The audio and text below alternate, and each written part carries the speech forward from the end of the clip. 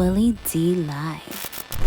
Let's talk about your earlier upbringing. You are the product of a teen mother. Shouts out to Robin Couch. Wow. Yeah, shouts out to Robin Couch. Um, your father, your biological father, it said that you've only spoken to him like 3 times in your entire life. Your stepfather, who married your mother at the age of when you was 3 years old, right? Yeah. This is Larry Watkins. Yeah. Larry Watkins was an interesting guy. He was a stern, tough disciplinary who became a police officer. Yeah. Now, that is a very interesting dynamic to me when I think about the Boyce Watkins I know today. I can see the disciplinary side of you, but what I cannot see is the disciplinary side of you that came from your stepfather, because I'm assuming that he had more of an impact on you than your biological father did. Yeah. What I can see is the systemic side of being raised by a police officer and the way that you hold police officers accountable for their actions. Now, was there any type of rift there between you and your stepfather at times where you thought that he was being too much of a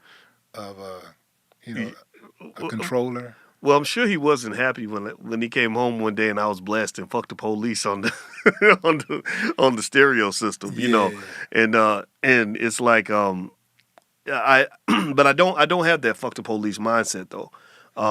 What you learn when you see police work up close, most people don't really understand the life of a cop. We judge it from a distance, but I saw different kinds of cops. I saw the good and the bad. I saw the black and the white. I saw the corrupt, and I saw the guys who just went out there and the women who went out there and put their lives on the line for perfect strangers. And the main difference that I gained from being raised by a cop was the nuance of it. That it's there are systematic problems. The racism's real. My father joined the force. He talks about how some of those guys were literally in the KKK on the force, and they told him we ain't gonna hire no black people. And somehow he got the job. And he said that he talked about the blue wall. Because police are a gang. That's what they are. They're just the biggest, most powerful state-sanctioned street gang in the city. And so that gang mentality was very similar to any other gang, where you have codes of behavior, no snitching, that kind of thing. So he said that blue wall was so strong that these Klansmen would defend my father before they defend a random white guy on the street, because it was about protection and safety and all this other stuff, right? So police corruption is real.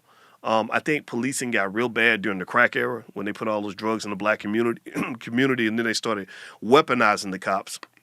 They're doing all these terrible things to black people. And so policing needed to be corrected for sure. What I think we have to do is understand the consequences of how we approach it, though. If you approach it like a bull in a china shop, then what you're going to do is, actually this did happen. I knew a lot of good black cops. I knew a guy that was a police commander. I'd known him since kindergarten.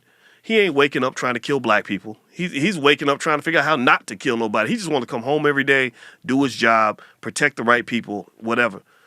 He said black people do not want to be on the police force anymore because everybody thinks that if you black and you a cop, you must be a sellout.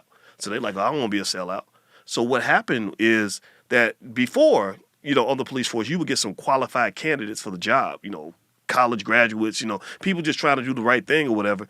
He said now they're drawing like a much lower applicant pool. They're drawing people that don't give a shit if you call them a racist or not, or crazy people that really want to have a gun and tell people what to do. So the quality of the policing declined, I think, as a result of the fact that we were not careful about how we kind of addressed the issue.